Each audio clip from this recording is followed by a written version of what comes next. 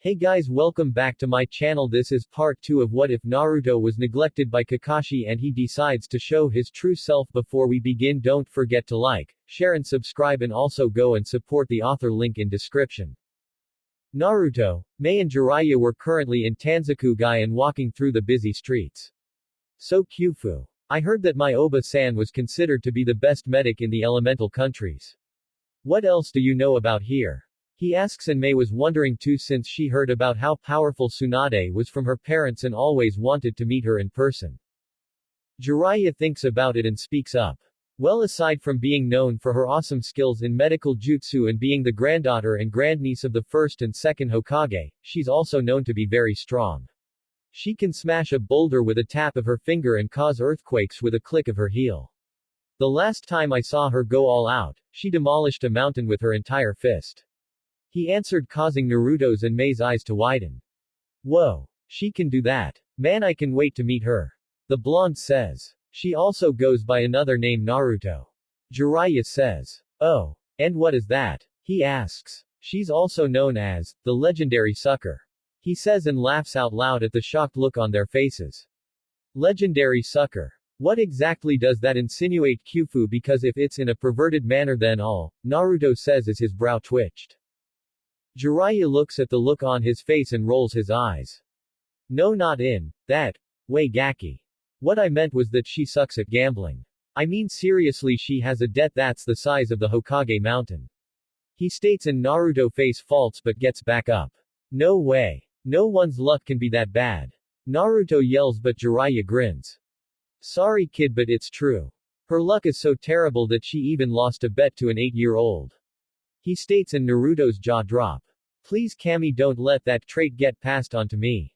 He mumbles, and Jiraiya laughs out loud at that.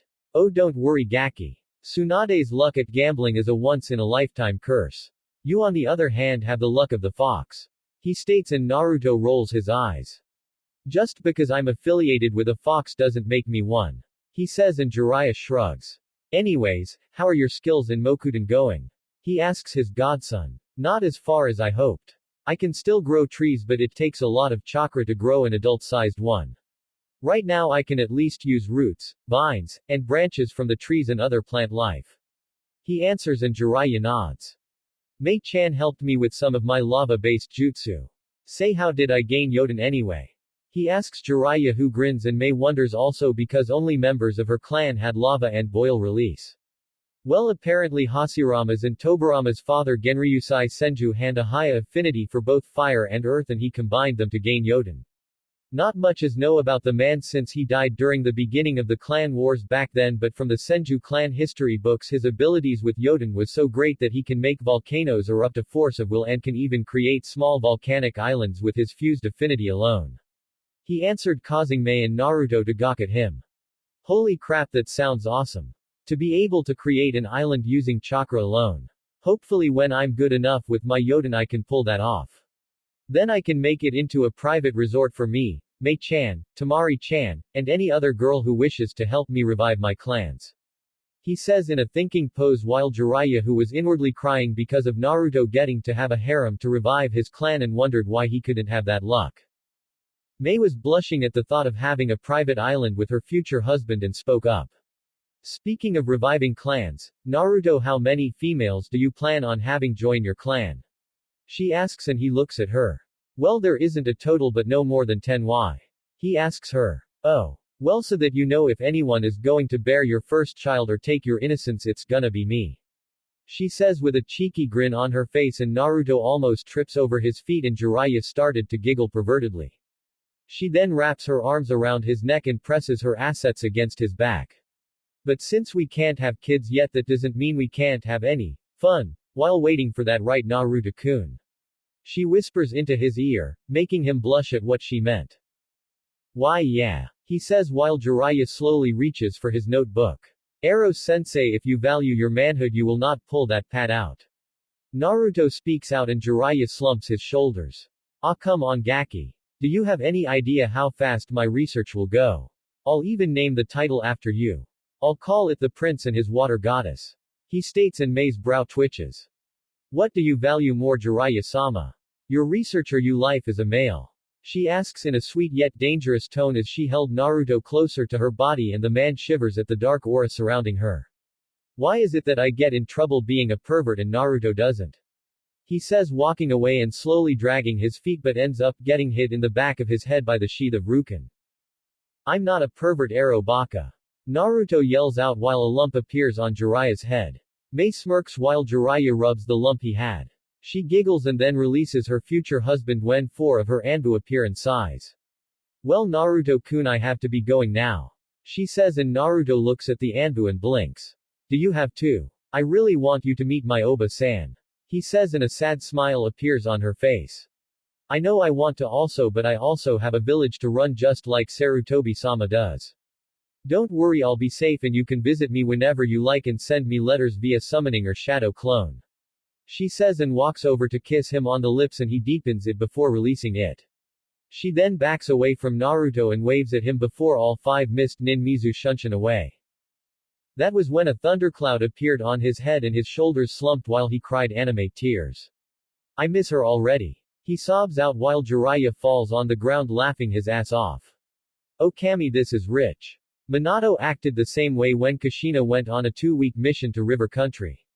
I've never seen someone sulk so much in my life. He says while Naruto glares at his godfather and looks away again. Flashback. Jiraiya was trying to hold in a laugh as he saw Minato pestering Kushina, who had a tick mark on her face as she and her team got ready to leave. So you have everything right, Kushina-chan? He asks while her vein throbbed, making the Anbu sweat drop at how the two were acting. Yes, she answered. Extra clothes. Yes. Extra food. Yes. Extra weapons. Yes. She growled out as more veins appeared on her head. Quote ellipsis dot. What about extra ramen caused? If you want I can go. For Kami's sake, Minato, I have everything now, stop being such a worrywart, it's annoying. She yelled out, performing the demon head jutsu and yelling at his chibi form while Jiraiya snorted and covered his mouth. But. No buts, damn it. Seriously Minato, I'm going on a 2-week scouting mission, so stop worrying over me. She says and huffs while folding her arms until Minato cupped his hands into hers and anime tears fell from his face. But I'll miss you, Kushina-chan. He blubbered out and Kushina's whole face turned red in embarrassment and her colleagues snickered. I haven't even left yet, you idiot, and stop making a scene, you're embarrassing me. She yelled. After that, Kushina and the Anbu left out of gate while Minato was on his knees crying. I miss you already, Kushina-chan. He bawled out and Jiraiya busted out laughing and rolling around the ground clutching his sides. Kushina hears this and shakes her fist in anger and embarrassment and lets out a frustrating sigh. For the love of Kami, he's such a baby. She mutters. Flashback ends. Jiraiya couldn't help but think that this was similar in a way. Man, oh man, if old age doesn't kill me then my fits of laughter will. Honestly Gaki, your father was a big baby when it came to your mother. You should have seen what your old man did to Fugaku when he tried to make the moves on your mom. Poor bastard was in the hospital for a month. I wonder what would happen if his son tried to pull a fast one on your fiancé. He says until Naruto gets out of his funk and his eyes were glowing red. If that Teme even thinks of touching my Mei-chan, I'll rip those fucking eyes out of his head, tear his beads off and shove them down his throat and throw him into a gay bar. He yells out and Jiraiya's sweat drops. Yep.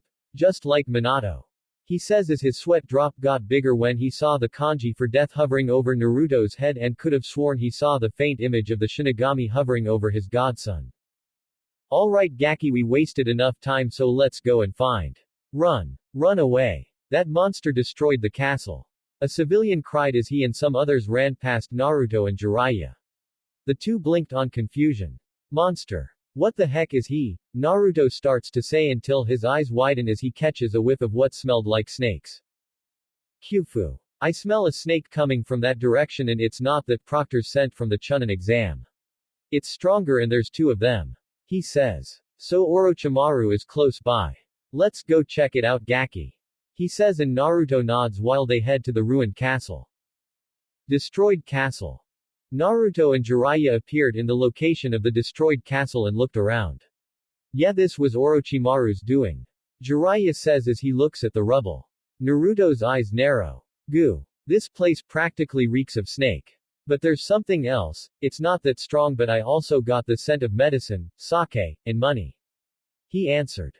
Jiraiya's eyes widened when he said that. Tsunade was here also. He says. Do you think there was a fight between them? He asks and the toad Sanin shakes his head. I doubt it. Tsunade is one person you don't want to corner and if there was a fight, this castle wouldn't be the only thing that was leveled. Trust me, I know. He states and Naruto nods. Now one thing remains, what the hell does that snake want with her? He asks and Jiraiya HMMS. Local bar. Tsunade was sitting at a table with a worried Shizune and Taunton drinking sake, wondering if she should take Orochimaru's offer. She then lets out a sigh and looks at her image in the sake bottle. Can this day get any worse? She asks herself. Meanwhile, Naruto was walking behind a sobbing Jiraiya with a vein throbbing on his head. You are a pain in the ass, you know that. I turn my back for a few seconds and you end up flirting with a bunch of hookers. Are you trying to catch a case or are you desperate in getting laid? Arrow Kyufu. Naruto asks while the pervert turned around and glared at his new apprentice. Shut up. They were perfect for my research and you ruined it. He yelled but the winced when Naruto threw a pebble directly at his forehead. Baka. They were going to rob you. For Kami's sake, can you think with the head on your shoulders and not the one between your legs for once? In case you forgot, we have a mission to do in finding Tsuruoji's successor. Naruto said. Jiraiya's brow twitches and huffs. Killjoy. Always got to ruin my fun. What's the rush, Gaki? You got her scent right?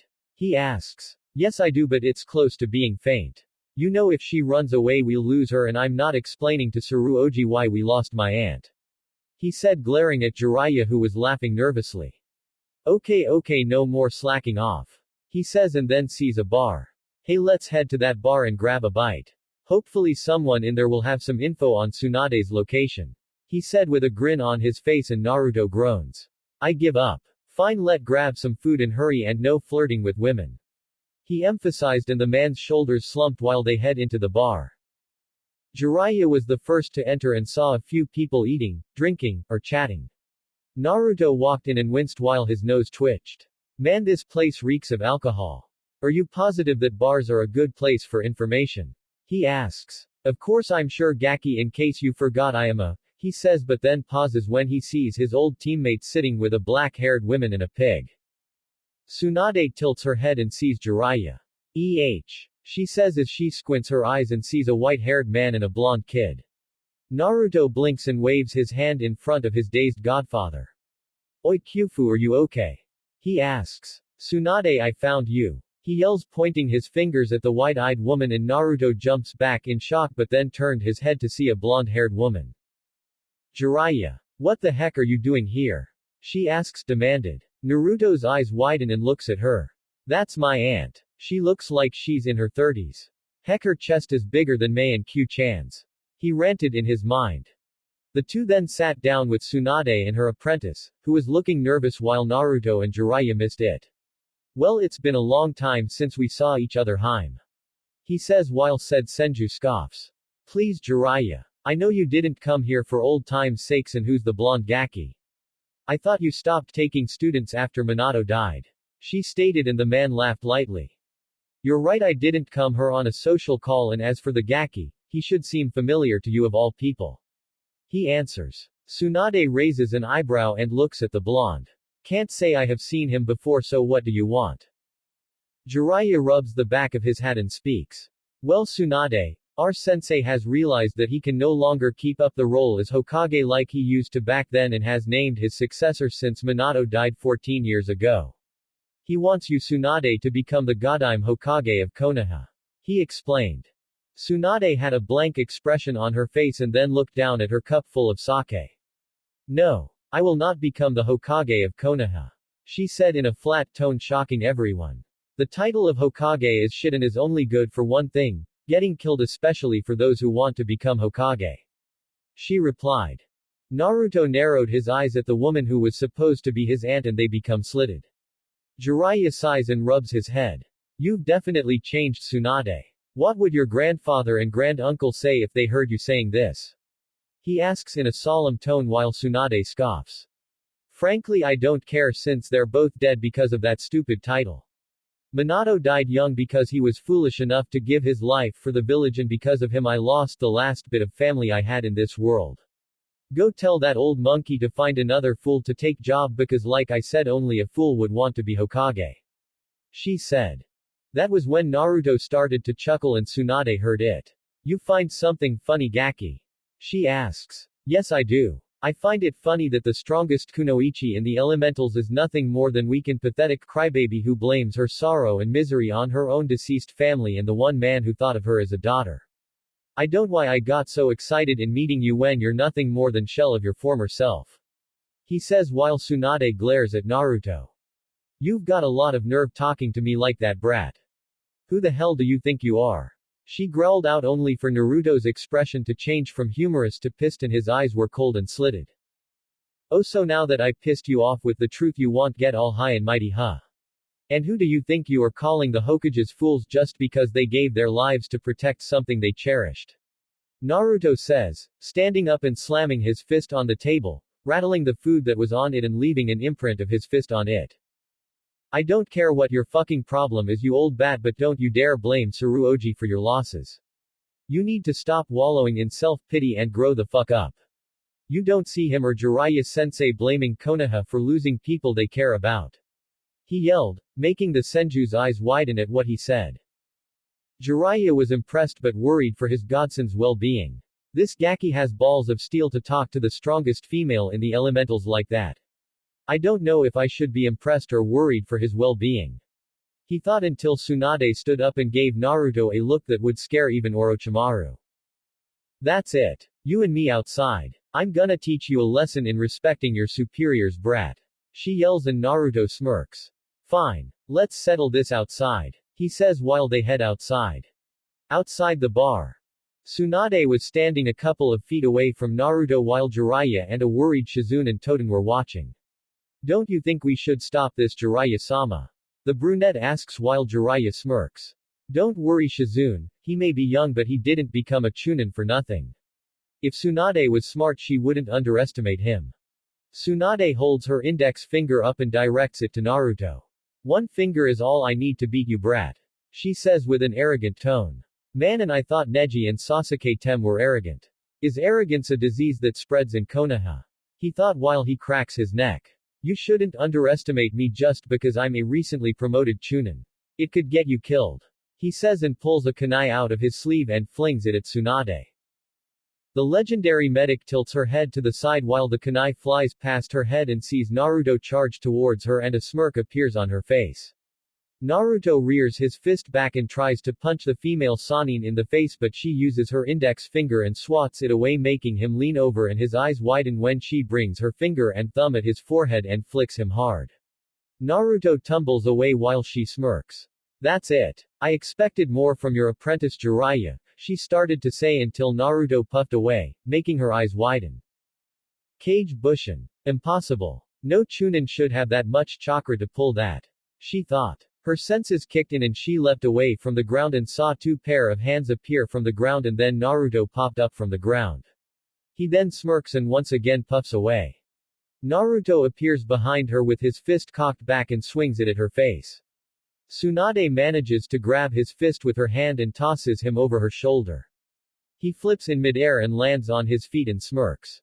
Looks like you lose this round, Tsunade. He says, and she had a puzzled look on her face. What do you mean I lost? You haven't even got a hit in yet. She stated, and Naruto chuckles. No, I didn't, but you failed to do one thing. Remember when you said your index finger was the only thing you needed to beat me? Just recently you used your whole hand to stop my punch, therefore you failed to beat me, a newly promoted chunin. He stated like it was the most obvious thing in the world. Tsunade sputtered and points at him but then huffs and looks at the ground. Great. Just great. When word gets out that I got outsmarted by a promoted chunin, I'll be the laughing stock of the nations. She mumbles. Shizune was gobsmacked and Jiraiya couldn't help but smirk. Another thing, Tsunade. Naruto says, and she looks up. What? She asks, still sulking at being outwitted by a 14-year-old. Who was the last bit of family you lost a long time ago?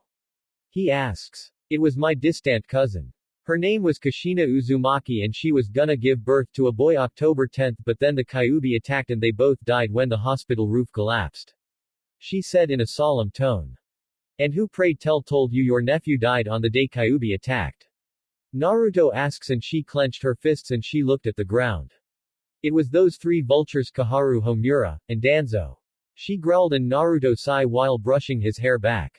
Figures. Those bakas have caused nothing but trouble and worse, they lied to you about his death. He says and she looks up in shock. What? Are you telling me my nephew is still alive? She asks and he nods. Yes, and he's standing in front of you. Hello Oba-san. Naruto says and Tsunade's eyes widen as does Shizune's and Tantan's. He's Tsunade-sama's oi nephew. She asks Jiraiya and Tantan oinks. Jiraiya nods. Yep, and my godson. Jiraiya answers and Shizune's eyes bulge from her head. Tsunade did the only thing she could do. She fainted. Naruto blinks when he sees his aunt fall over and rubs the back of his head. He then sighs and walks over to Tsunade's fallen form and places her on his back. Hey, you with the black hair. What's your name? He asks Tsunade's apprentice. Shizune. She answers. Shizune-san, do you two by any chance have a hotel room nearby? He asks and she nods. Yes we do. I'll take you both there. She says and motions them to follow her. Tsunade's and Shizune's rooms. Tsunade was laying on her bed groaning as she opened her eyes to see Shizune with a concerned look on her face. Tsunade-sama, are you okay? She asks while she sat up.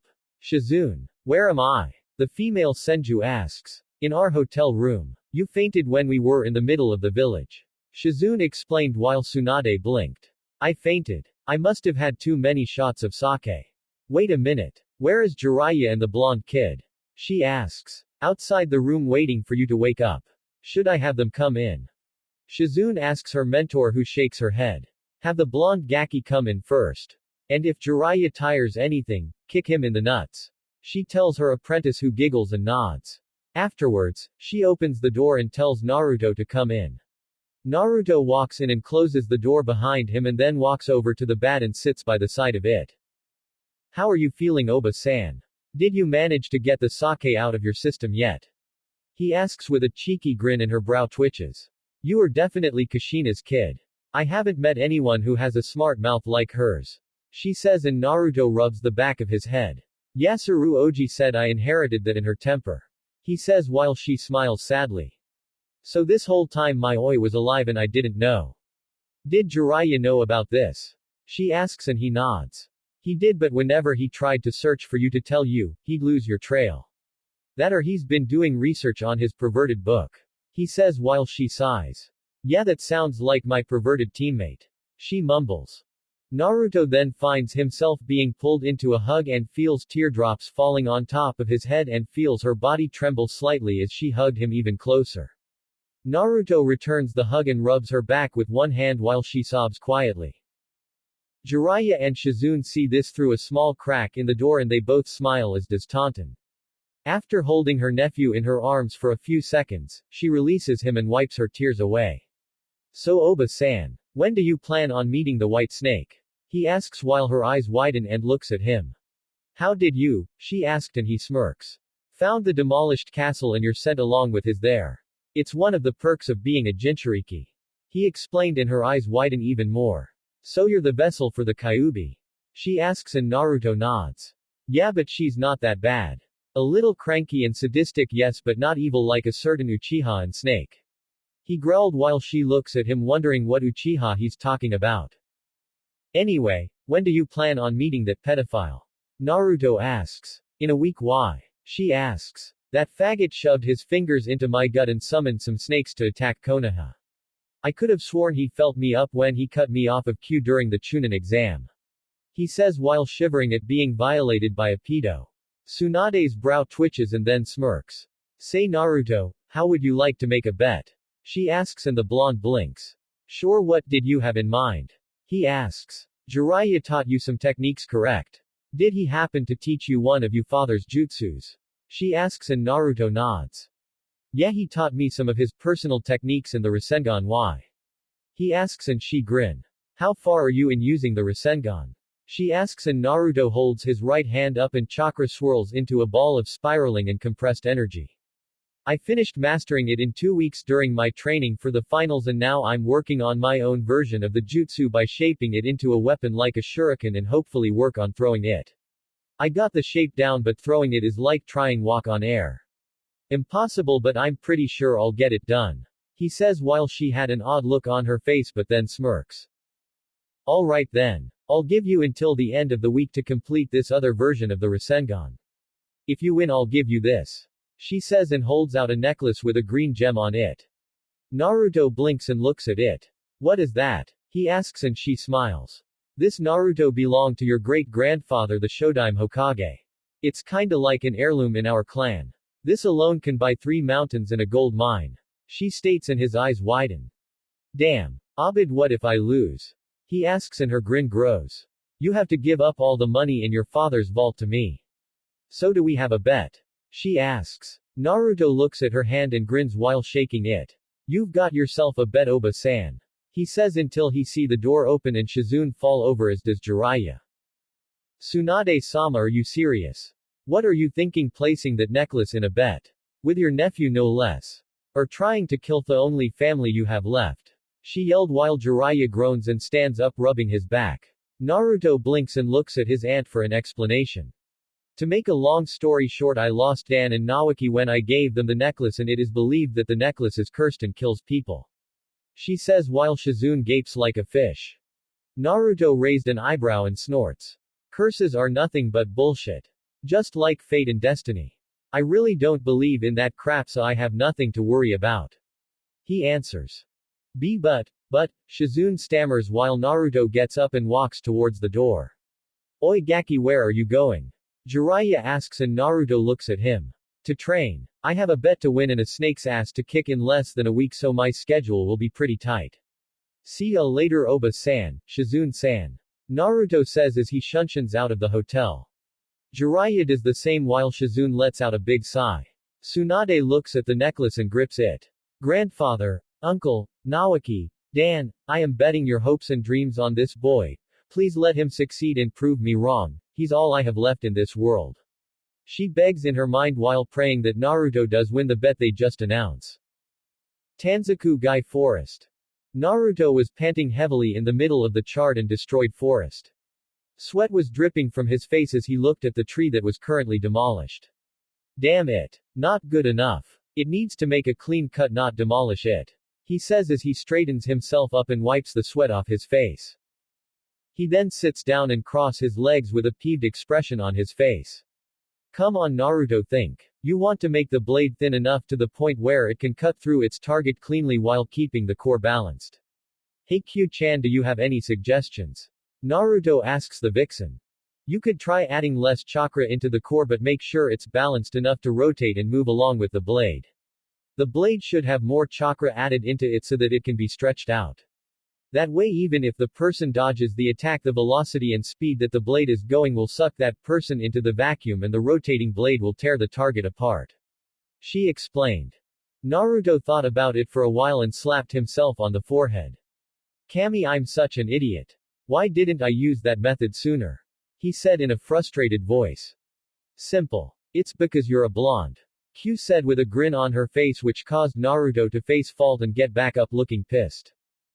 Fuck you Q. He yelled out loud while she giggled. Maybe later Foxy-kun. She said while Naruto mumbled about horny vixens being jerks. Now that just might work. I'll give it a try tomorrow though because I am tired as hell. Naruto says as he gets up and then he performs a series of hand seals and plants them on the ground. Trees shot up and replaced the ones he destroyed and then walked away only to see a bug-eyed and gobsmacked Shizune. Why you can use Mokuten?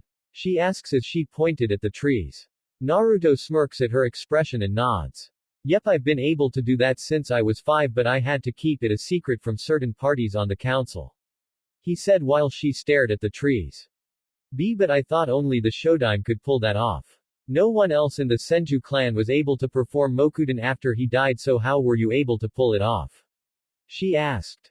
Oh, that's simple. When my roommate was sealed into me by my old man. Her yukai caused the dormant gene for the wood-based Kekkei Genkai to activate, and when I was working on my chakra control exercises with Suru Oji when I was little, I poured too much into the ground and grew a tree the size of a full-grown man. Afterwards I trained in using it in secret. He explained. Shizune snapped out of her stupor and spoke up. Look, Naruto-kun, I know you and Tsunade made a bet on the necklace, but she tried to explain, but he cut her off. And I told you that I don't believe in that superstition crap, Shizune-chan. The only person that decides when I die is either Kami-sama or me. I don't believe in stuff like fate or destiny. I make my own path, and anyone that tells me otherwise can piss off. He said in a serious tone while she remained silent and took the info in. So you're not afraid to die? She asks, and he shook his head. Nope. Death is a natural part of order, so I don't fear it, unlike a pale-faced boy chaser we all know and hate. He said, brushing his hair back, and walks past her. So are you coming back to the hotel or what? Because I don't think it would be wise for a pretty lady like you to stay out at night all alone. He said. Shizune blushed when he called her pretty but shook it off and glared at him. Hey, I am not weak. I was personally trained by Tsunade-sama herself. She yelled, following behind him. I never said you were Shizune-chan, but you got to remember we're not the only ninja roaming these forests. He said. Oh. She says as they made their way back to the hotel. Hotel room. Naruto kicked the door to his room open and flopped down on the bed. Ah, so soft. He said, burying his head into the pillow. Shizune was about to speak up until Jiraiya popped out of nowhere with a grin on his face. Yo Gaki! He yelled, causing Naruto to jump out of his bed and hit the ground while Shizune leapt back with a scalpel in her hand until she saw Jiraiya and put it away. Naruto groaned and got up from the ground and saw Jiraiya. What's the big idea scaring me like that, you old pervert? And where's my Oba-chan? I thought you were with her at the bar. He asks, and the Toad Sage shrugs. I left not too long ago and she's still there, I think. He said, rubbing the back of his head, and that was when he was mule-kicked in the face by Naruto and sent flying out the room.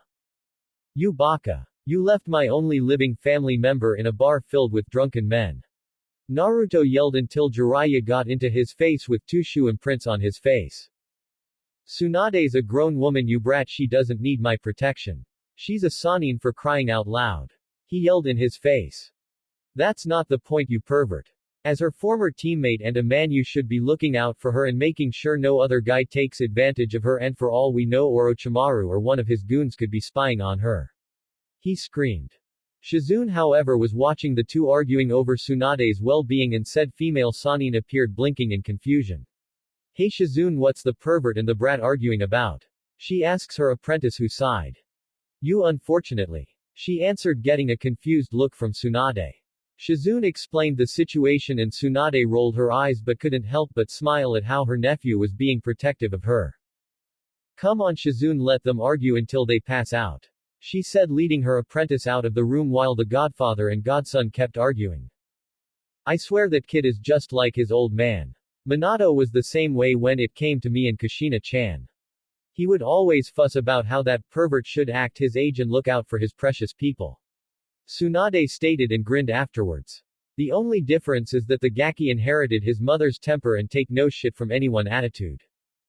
As she led Shizune to the room where Tonton was sleeping, the brunette had a few doubts in her mind. Tsunade-sama, do you think Naruto-kun will be able to master his version of the Rasengan in less than a week? She asked as she sat on the bed while Tsunade thought about it but then smiled. Personally, I think he will. I mean, he did master the Rasengan when he was training for the Chunin exams. Jiraiya told me how he beat a prodigy from the Hyuga clan without even trying, and then he beat the Jinchuriki for the Ikibi no Tanuki without using his roommates' chakra or power for that matter. Tsunade said, being proud that her clan still kept up their representative as the most powerful, even if she and Naruto were the only ones left. So what are you gonna do about Orochimaru and Kabuto's offer? Shizune asks. Oh, don't worry, I already have an answer for that snake. She replied with a vicious smile on her face. Final day. Morning. Naruto was sprawled out on the bed snoring and scratching his chest, dreaming about Mei serving him ramen in a skimpy bikini, and that was when Shizune barged in the room panting, and Naruto instantly jumped up with a Hiraishin kunai in his grasp but saw Shizune panting and lowered his stance. Hey Shizune-chan, what's up? And why are you exhausted? Shizune managed to catch her breath and spoke up. Tsunade-sama, she's gone. She went back to the castle to confront Orochimaru and his second-in-command. She cried, which caused Naruto's eyes to widen. What? Where the hell is Ero Sennin?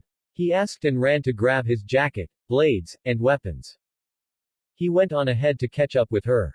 He told me to come and get you. She explained while he finally managed to put his last Anbu boot on. Come on then. Let's hurry up and catch up with the pervert. He said as he ran towards the balcony with Shizune behind them and they leapt out of the window. Jiraiya was currently making his way towards the castle and he turns his head to see Naruto and Shizune catch up with him. Glad you two could catch up. Naruto, do you still have a good scent on Tsunade? He asked and got a nod from the blonde. Yeah, she's close along with the hubby and someone else whose scent is kind of familiar. Naruto stated. Do you think Tsunade-sama accepted Orochimaru's offer? Jiraiya-sama? Shizune asked in a worried tone while the Toad Sage seemed skeptic. I hope not, Shizune, otherwise I'll have no other choice but to kill her. He answered grimly and prayed he didn't have to do that while the brunette's eyes widen in shock and she looked down hoping it didn't have to come to that. Hey, you two, don't doubt her yet. Naruto called out, getting their attention. Tsunade Oba-chan may be a heavy drinker and a terrible gambler, but to join forces with the boy chaser. I bet you she'd rather kiss Ero Kyofu than even accept his offer. He reasoned. Jiraiya twitched at the jab but kept his expression the same, and if you're wrong, Gaki.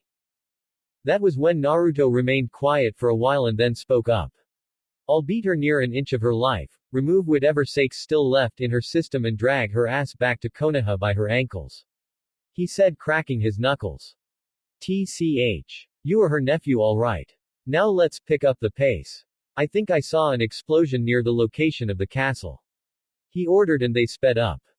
Meanwhile, Tsunade was panting a little and was trying to bash Orochimaru and Kabuto's brains inside their skulls. Knowing that the small area was a disadvantage to them, Kabuto made a suggestion to move to a more suitable location. Orochimaru agreed, and let his right-hand man lead him to a large clearing. It seems that Tsunade-hime is out of breath, it might be a good time to put it to use. Orochimaru said. Kabuto took out a soldier pill and ate it as he said, although taijutsu is not actually my forte. Then he did a few hand signs and his forearms glowed blue. Chakra Mesu no Jutsu. He said, making the slug Sanin's eyes widen. So he knows medical jutsu. Great. Tsunade thought. The Mednin suddenly disappears and her eyes widened as Kabuto's hand exploded from the ground beneath her feet. She jumped into the air and slammed her fist quickly into the ground, but Kabuto managed to evade the deadly strike.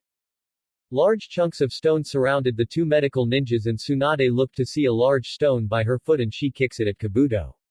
His kneeling form disappears from the stone's deadly path and he was now behind her in an instant while she stayed in midair. Kabuto tapped her bicep and abdomen only to leave Tsunade with an opening as she touched down on the ground.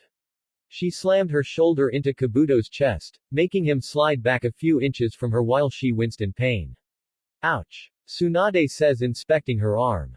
Damn, he cut my muscles. She thought to herself and glared at the smirking spy. That's right, I cut your bicep and abdomen muscles, so that super strength trait of yours will not be a nuisance to me anymore. He stated with his arms still glowing. Chakra scalpels. But if you have that, then why would you cut my muscles? Why aren't you aiming from my arteries?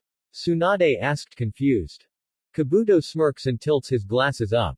Although my skills in the medical field are excellent, but in the midst of a battle I am not that accurate to aim for your arteries or main organs. But if I aim at your neck, it shouldn't be a problem. As he said this statement, he moved toward Tsunade. Tsunade, who thought that he was aiming at the neck, made an attempt to block it, but Kabuto performed a feint attack and aimed at her chest instead. Damn you, cough, you hit my lung, cough, I can barely breathe. Tsunade coughed. He isn't an ordinary mednin. His speed and strength exceed my own even in my prime. Kabuto shifted his glasses. It would be a bother if you were to die, so I won't aim for your neck, but after that blow, you shouldn't be able to move around. He explained, but to his surprise Tsunade struck him in the neck, sending an electric jolt through his invertebrate. Damn it. I didn't hit her lungs at all. He stated and tried to get back on his feet. But something was wrong with his body functions. What the? Wham! Tsunade lands a punch across his face and sent him sprawling to the ground before he could figure out what was happening to his body. This isn't caused by my muscles, it's caused by my nervous system. I see that you seem to realize your problem. I converted my chakra into electricity and transferred it throughout your body. Tsunade said with a smirk on her face. Orochimaru had a smile on his face while he watched the fight. I see, the nervous system runs on electricity, but Tsunade disrupted the initial flow by sending more electricity through it. Now the signals in Kabuto's body is sending to the brain's cerebellum is emitting so many signals that it can't distinguish them all at once. Tsunade took advantage of the situation by healing herself while Kabuto knelt there trying to figure how to reoperate his body. Okay, if I moved my right hand, my left leg moves. If I move my left foot, my right shoulder moves. In a matter of moments, Kabuto was able to figure out how to move 60% of his body. Don't think that your level of power can defeat me. Kabuto shouted as he stood back up, much to Tsunade's surprise. What? He figured out how to control his body already? She asked, bewildered at the fact that this kid managed to get his body functions back up. You are afraid of blood, right? Kabuto asks with a maniacal gleam in his eye. I think I'll show you some now and then scatter enough of it until you feel like you're at the brink of death. He said, pulling out a kunai and charging at Tsunade, who was still trying to heal herself. Kabuto raised his blade up and tried to bring it down on her chest until a foot planted itself on the side of Kabuto's head and sent him flying backwards and towards a surprised Orochimaru and landed in between them. Tsunade looked up at her savior and saw that it was her nephew. Naruto? She asks while the blonde turned his head and grins at her, revealing his canines. Hey Oba-chan. Why didn't you invite me to the rumble? You're not the only one who likes a good fight now and then. He states while Jiraiya and Shizune appeared in between her as well. Orochimaru frowns and unfolds his arms. Why am I not surprised? If it isn't Jiraiya. He hisses while the sage smirks. Long time no see Orochi-tem. He said. Tsunade took this opportunity to charge at Kabuto with her fist cocked back and ready to knock his head off. That was until Kabuto split his palm open and sprayed blood on her face, making her body freeze up. Blood, she said, shivering. Finally my body can fully function. He said with glee and punched Tsunade right in the jaw and sent her flying backwards only for Naruto to catch her. Tsunade-sama. Shizune cried out while Naruto gently set her down while she shivered. She hasn't gotten over it yet. Damn it. Naruto thought and set his gaze on a smug-looking Kabuto. You're gonna wish you hadn't done that, traitor. Naruto growled out, cracking his knuckles. Kabuto on the other hand scoffed and remained smug. Oh. And what are you gonna do, Naruto-kun? From my stats you were dubbed as a no-name loser in the ranks and compared to Sasuke-kun you're nothing. He stated, but that was when Naruto fired a gust of wind at Kabuto with a flick of his wrist and Kabuto's eyes widened. When the gust died down, Kabuto felt a sharp pain on his left cheek and chest. His cheek sliced open and a red smear appeared across his chest. Kabuto rubbed his cheek, looked at the blood on his hand, and back at Naruto, who had a vicious grin on her face. Sasuke's got nothing on me, especially since I beat last year's Rookie of the Year in the vessel for the Ikibi no Tanuki without using Kyuubi's power. Matter of fact, I barely broke sweat, and if that faggot had faced Gaara he'd be nothing but a smear on the wall, you butt-humping bitch. Naruto replied. Kabuto suddenly charges at Naruto intending on taking him out, but he suddenly hunched over, coughing up blood due to the fact that Naruto was crouching down with his fist buried into his gut and took a few steps back. Before he could retaliate, Naruto uppercuts him in the jaw and send him sprawling back in front of Orochimaru. Naruto stands back up and cracks his neck and knuckles. Hey Orochi-uke. He said, making Jiraiya snort while the hubby sneers at the Namikaze. Tell your bitch to get back up on his feet before I die of boredom. Kabuto rubs his jaw and glares at Naruto while pulling out a blood pill and swallowing it. You're gonna wish you hadn't done that, you brat. Kabuto snarled out while Naruto got into a battle stance and did a, come on, gesture with his hand. Bring it on, bitch. I'm gonna beating your ass into the ground for what you did to my aunt earlier. Naruto said, which made their eyes widen. He was Tsunade's nephew. You're related to Tsunade. Kabuto asks in shock while Naruto grinned. Yep, into the show and Nadaime Hokages as well as the Yondaime Hokage aka the Kiroi Senku. Minato Namikaze. Naruto says with a huge grin on his face, making the two's eyes widen and remain silent. That was when Kabuto yelled. Impossible. There's no way weakling like you is related to the Senju clan, especially to the legendary Yellow Flash. Jiraiya on the other hand chuckles. He's not lying, brat, and as for being a weakling, Naruto, I don't think you hit Kabuto hard enough to prove your point to him. He said. You're right. Next time I'll crush his skull, Naruto says, flaring his chakra. And scatter his ashes into the wind. He said as his eyes became as cold as ice. Enough of this. Orochimaru snarled out. He bit his thumb and smeared it across his snake tattoo and slammed it into the ground. Kuchio's no jutsu summoning technique. In a puff of smoke, a two-headed snake appeared and hissed at the four shinobi. It then lunged at the two after Orochimaru and Kabuto leapt on the other hand. Shit. Scatter. Jiraiya screamed. Shizune grabbed Tsunade and they leapt away while the snake slammed into the ground, causing the ground to shake and large rock debris to fly. Kabuto. You deal with Tsunade's apprentice and Naruto. I'll take care of my buffoon of a teammate. He ordered. Kabuto nods and leaps away, jumping from rock to rock, locking onto Shizune and a still frozen Tsunade. He then appears in front of a surprised Shizune and strikes her directly into the face, making her cry out and be sent descending towards the ground headfirst with Tsunade. That was until Naruto appeared and caught them both and landed back on the ground. He growls at Kabuto and sucks air into his mouth. Futon. Shinkatama wind release. Vacuum bullets. Naruto exhales and fires a gust of wind and a series of small wind bullets. The gust of wind hits Kabuto and the med nin blew back a little, but his eyes widen when he sees the invisible wind bullets descend towards him. Damn it. He says and shields his body, but hissen in pain when the bullets cut and pierce his arms, legs and torso while the speed and force of the wind increased and he is sent moving farther from them. Naruto stops the jutsu and does another series of hand seals and slams them on the ground. Doten. Ryu C. Kyuden, earth release. Rising platform. That was when a large round platform of earth formed under the three and it shoots up and stops 20 feet. See if you can snap her out of her hermophobia, Shizune-chan. I'm gonna stop that snake from descending. He says while pumping chakra into his feet. When he has enough, he blasts himself into the air and performs another series of hand seals. After that his chest expands and his cheeks bulge. Yoten. Yugen Numa, lava release. Lava lake. Naruto regurgitates a large glob of lava from his mouth and the molten substance hits the ground and rushes towards the snake. Kabuto managed to land on the ground and heal his injuries, but then he looks up and his eyes widen when a large wave of lava descends towards him. Oh shit, I can't be hit by that. He jumps away when the lava hits his current location and he lands on a boulder. He looks up to see Naruto releasing lava out of his mouth and he gaps at him. How can he use Yoden Jutsu? He asks himself and wipes the sweat of his head due to the heat the lava was releasing.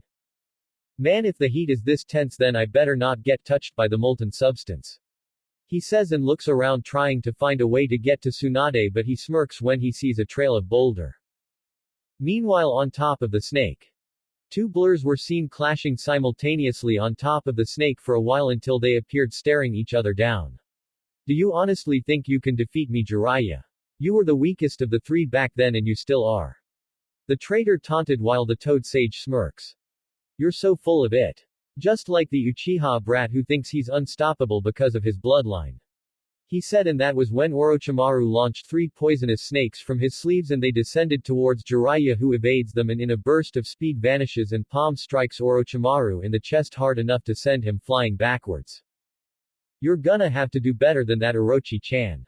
Jiraiya drawled out until he was bite in the jugular by an extra snake. Orochimaru landed and skidded backwards smirking, but then he frowned when Jiraiya turned into mud. His eyes widened and before he could react, a fist smashed itself into Orochimaru's jaw and sent him tumbling backwards.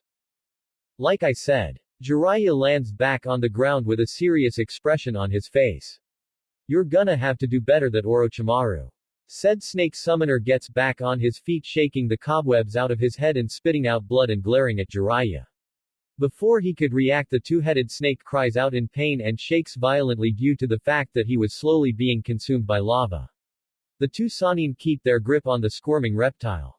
Orochimaru looks down and his eyes widen when he sees lava on the ground but was even more surprised when he saw Naruto spewing lava from his mouth. How is that boy using Yoden? Only the Terumi clan was capable of doing that. He states glaring at Jiraiya who smirks. No, he's not a Terumi, you idiot, he's a Senju and they possessed a bloodline that allowed them to combine more than 2 elements to create a sub-element. Naruto can use that in 2 more sub-elements but I'm gonna let that be a surprise. He said while the snake growled. Naruto lands on top of one of the thrashing snake's heads and struggles to hold on. Stop thrashing, you legless lizard. Naruto shouted, pulling out the Rukin and stabbing in the head. Said snake only thrashes more violently, which forces Naruto to be flung off the snake and ascend into the air. He hears Shizune cry out in pain and looks down to see the kunoichi be struck in the chest and then get knocked out. His eyes flashed in anger when he saw the bastard taunt and brutally attack his aunt. Naruto remembered that he placed a Hiraishin seal on Kabuto when he punched him in the torso earlier and does a small series of hand seals. Kabuto on the other hand cocked his fist backwards and sends it forward, ready to bash her skull in until a flash of yellow appeared in front of him and hissed collided with something, but it wasn't Tsunade. Kabuto's eyes widen when he sees Naruto appear in front of him out of nowhere with his fist connected to Naruto's jaw, but what was shocking was that Naruto didn't seem fazed by the punch and said blonde set his piercing gaze onto the traitor. How did you? He stammers out but didn't get to finish because Naruto uses a chakra-enhanced punch and sends him flying off the platform and hitting the ground hard, leaving an imprint of his body on the ground. Tsunade just remained in her frozen position staring at Naruto. Naruto. Was all she could say right now. Stay here Oba-chan and look out for Shizune. I'll deal with the trash. He said and shunshuns off the platform he made and lands onto the ground, making his way towards Kabuto who was getting up and clutching his broken ribs while blood seeped from his mouth. I'm gonna enjoy pounding your ass into the ground, traitor. Naruto said slowly, cracking his knuckles. Kabuto smirks as his ribs fully healed and wipes the blood from his mouth. So my assumptions were wrong about you. But it doesn't matter anyway. You may have been strong enough to beat Neji and that Gaara character, but I am on a whole different level. If anything, I am on par with Kakashi Hatake. He said smugly. Naruto stood there for a moment and then busted out laughing. Kabuto seethed at the fact that Naruto was laughing at him. What's so funny, you brat? Kabuto yelled while Naruto continued to laugh but calmed down and wiped a fake tear from his face. You think I should be afraid of you just because you're on par with that loser of a Jonin? Oh, I am so petrified, please don't hurt me, Kabuto. Naruto said mockingly, acting like he was afraid of Kabuto who was getting pissed. Naruto suddenly regained his posture and spoke up. Let me tell you a little secret, Kabuto. During those 2 matches I wasn't even showing a fraction of my real strength. He states while Kabuto narrows his eyes. You're bluffing. He growled out while Naruto shook his head. I don't bluff, Tem, especially to some fruitcake who's butt buddies with a gender-bending pedophile who has an unhealthy infatuation with little boys. Naruto said and then taps his chin with his index finger and looks up at the sky. But then again, you're probably the closest thing to Pussy Oro Uke would get, since no female in their right mind would even touch him. He stated. Kabuto on the other hand was seeing red and he was sending murderous intent at Naruto. I'm gonna make your death slow and painful, you little shit. The med nin snarled out and his chakra no Mesu flared up. Naruto did a gesture that said, bring it on. Kabuto shot forward in a burst of speed and swung at Naruto's head. When his scalpel cut through Naruto, the blonde faded away, which caused Kabuto's eyes to widen. An after image. Kabuto asks himself, but then he cried out in pain while blood shot out across from his back and he stumbled back. Naruto was behind him smirking with his right arm in a slashing motion and his index and middle finger were extended out while his arm glowed light blue. You're slow, Tem. Is that because you gave the hubby a quickie before you went to meet up with my aunt? Naruto taunted while the chakra from his hand grew into an arm blade and extended a little. Kabuto lets out a frustrating yell and unleashed a series of precede slashes and thrusts at Naruto, who managed to black everyone with his wind chakra-coated arm. How can you be this powerful? You were dubbed the dead last in our generation, yet you fight like a seasoned shinobi. Kabuto made an attempt to cross-slash him in the chest but Naruto twists his body and slashes him in the side and right leg while blood spurts out and then slashes him twice across the back making Kabuto cry out in pain and frustration. Damn you! He yells and leaps away from him trying to let his injuries heal. Naruto said and once again vanishes and kicks Kabuto in the solar plexus making him spit up. No resting for you Kabu-chan. Naruto says and stabs him right in the torso with the extended blade.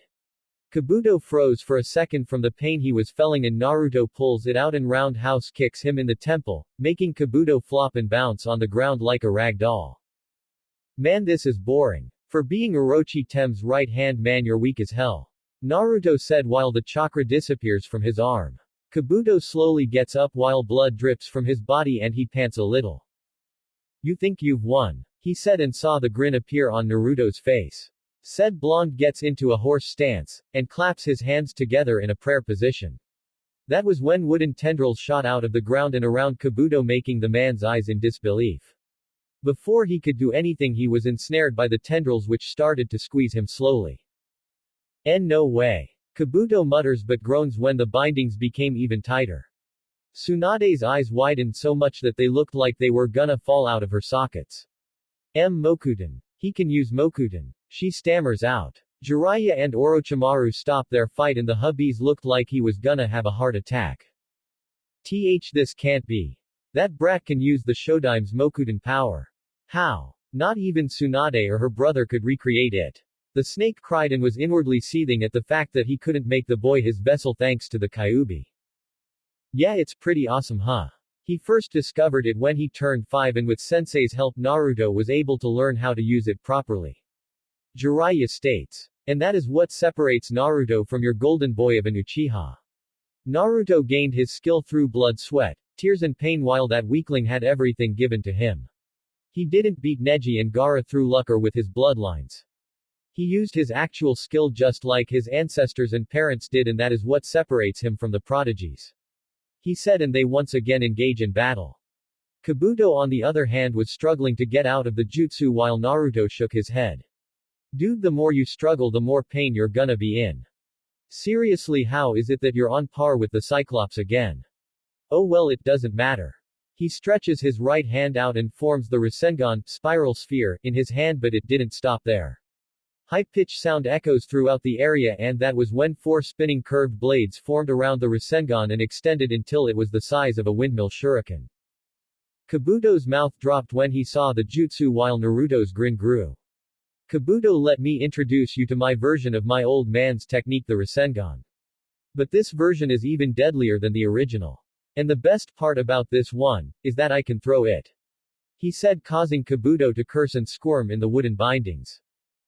I wonder just how much damage this technique can do to the human body. Care to be my guinea pig for this experiment? Naruto asks sadistically. Fuck you Namikaze. Kabuto roared but cries out when his shoulders were dislocated. Sorry bro, but I don't swing that way. I prefer females. Now say hello to the Rasenshuriken, spiral shuriken. Naruto brings his arm back and then throws the techniques making the Sannin and Kabuto's eyes widen. Holy shit, he threw it. Jiraiya screamed in amazement. Naruto just accomplished one of his dad's goals. They all watched as the screeching attack made its way towards Kabuto. No. No. Damn you Naruto AAAARRRRGGHHHH. He cursed but cried out in sheer agony as the technique grinded into his body and tore him apart at the same time. That was when a spherical vortex made of chakra slowly surrounded Kabuto's body and expanded, creating a large crater for a few seconds and then it explodes, making everyone shield their eyes from the move. When the dust cleared they all saw a 20-foot wide crater and in the middle of it was a bloody and shredded Kabuto laying face down and twitching on pain. Naruto let out a sigh of relief and looked down in the crater and grinned. It official, I am awesome. How'd you like my new technique cock blocker? Naruto said while doing a victory sigh. Tsunade on the other hand remained speechless and for the first time in her life a true smile formed on her face. He did it. He won. She thought. Naruto leapt back on the rock platform where Tsunade and an unconscious Shizune were and walked over to the motionless brunette and kneels down. His hands started to glow green and the green chakra formed over Shizune's body. The injuries on her body started to heal up and then the glow died down. Shizune groans and slowly opens her eyes only to see Naruto's smiling face. Naruto-kun. She asks and the blonde nods.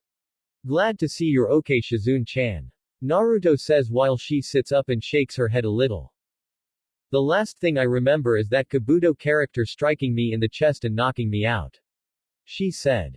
Yeah, he did, but you won't have to worry about him because right now he's taking a dirt nap but not a permanent one. He replied with a grin on his face, but then he felt a hand on his shoulder. He turned his head to see a smiling Tsunade. She then removes the necklace from her neck and puts it on Naruto's. I believe this now belongs to you now, Naruto. Congratulations, you won the bet. She said, and he smiles back at his aunt. With Jiraiya and Orochimaru. Orochimaru was furious. No, he was beyond furious because the so-called former dead last of the Leaf Village, now last heir of the Namikaze and Senju clan, had beaten his right-hand man with an improved version of his most hated enemy's jutsu, the Rasengan. Man, oh man, if only you could have seen the look on your face, hubby. I can't believe the Gaki managed to make an improved version of the Rasengan and throw it, and in a week no less. Guess the apple doesn't fall far from the tree, hubby. Jiraiya states while the hubby's frown grew. This boy is starting to become a nuisance. First he ruins my invasion plans, now he beats Kabuto-kun with a more powerful version of the Yondaime's technique.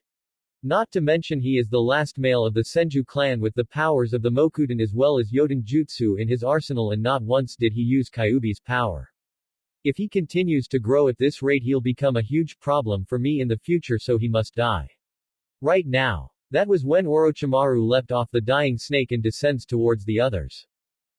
Jiraiya curses and leaps after the criminal. Oh no, you don't. Orochimaru suddenly twists his body in mid-air looking back at Jiraiya and launches his long purple tongue at the Gamma Sennin.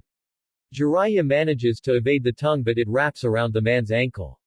What the devil? Jiraiya didn't get to finish because he is jerked backwards by the tongue and slammed into the hard ground. Orochimaru adverts his body towards Tsunade, Shizune, and Naruto with the blade of Kusanagi extending out of his mouth and aimed right for Tsunade's back.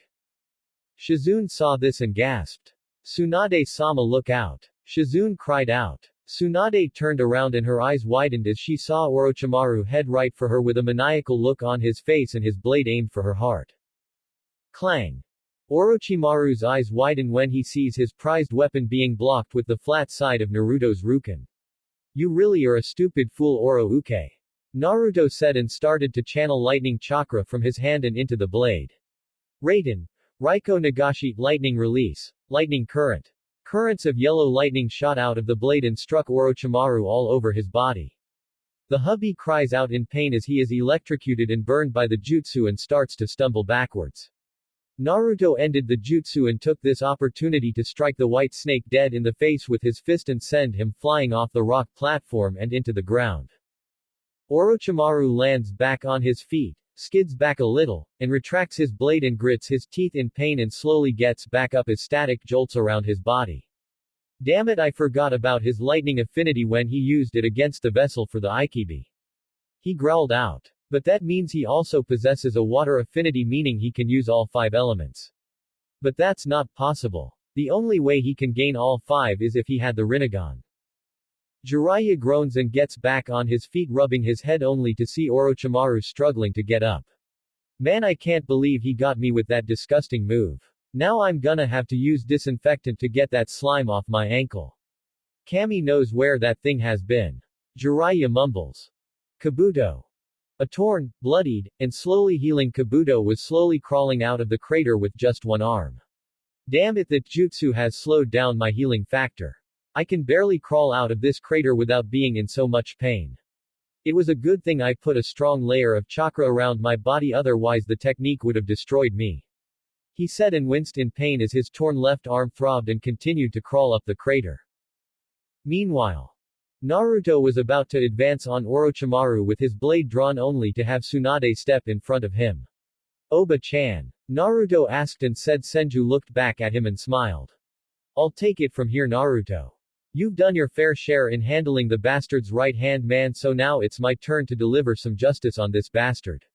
She says. Naruto blinks at her and grins. Sure thing, but first. Naruto placed a glowing green hand on her and her previous injuries were gone instantly and her body was rejuvenated.